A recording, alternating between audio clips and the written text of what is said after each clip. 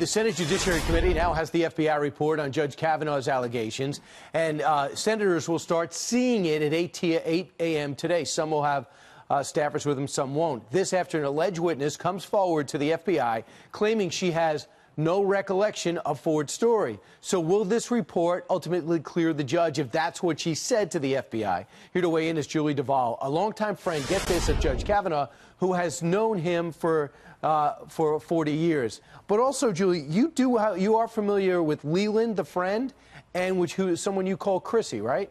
Yes. Christine Ford.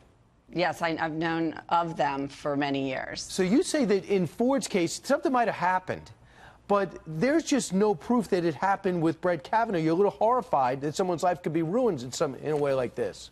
Absolutely. I've known Brett for 38 years, since 1980. And I have a son, I have a daughter, and I just can't believe that words could ruin somebody's life, and there's no proof.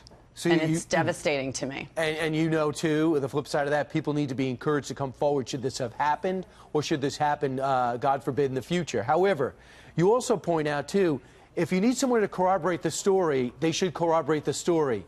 Leland is somebody who was friends with her, hasn't seen her in years, had 14 surgeries, physical surgeries, but was depicted by Dr. Ford as somebody with some type of mental or emotional illness at the hearing, right? Right. I think it's neck-related issues. I think she's got a perfectly good memory. And when she came out and didn't corroborate the story, that should have been devastating to the story. It should be. You know, I have a daughter. I hope that she would be able to be taken seriously. But there needs to be proof, and it can't just be words. It's devastating to everybody involved. And I'm sure Chrissy has something must have happened to her, but you know, you can't ruin someone's life unless you have proof. And I want my daughter to be taken seriously if something happens to her. So what about Gaudette? What about Garrett? Both were questioned. P.J. Smith were also questioned. What could you tell me about them? I know all of them, and they are corroborating Brett's story, that they were not there, and they're very reliable. Do you think Brett knows who she is? I think Brett knows of her, but Brett was not part of that event that night that she allegedly was at. I don't know what kind of party. I mean, nobody really knows. Was it 1982? Where was it? How did she get there? One beer.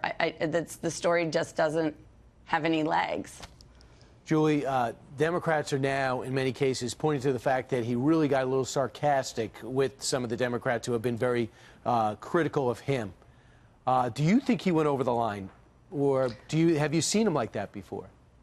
I mean, he's been a judge for 12 years. I think he has proven himself on the court over the years that he's been a judge, and I think if I was accused of being a gang rapist or doing something that I didn't do, I would try to protect my family, and I don't blame him for the way he reacted. I'm surprised he didn't react even stronger than he did.